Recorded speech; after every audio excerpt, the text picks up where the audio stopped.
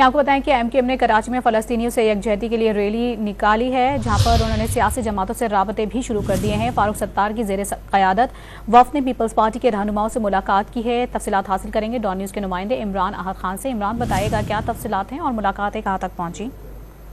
देखिए, बिल्कुल फ़लस्तीन से इज़हार यकजहती के लिए एमकेएम पाकिस्तान की क़यादत का पाकिस्तान पीपल्स पार्टी से राब्ता हुआ है। फारूक सत्तार की क़यादत में एमकेएम पाकिस्तान के वफ़द ने पीपी के रहनुमाओं से मुलाकात की है। मुलाकात में एमकेएम की जानिब से अरशद वोरा, संजय परवानी, जबकि पाकिस्तान पीपल्स पार्टी की जानिब से सेनेटर वक़ार मेहंदी और निसार घोड़ो भी वफ़द में शामिल थे।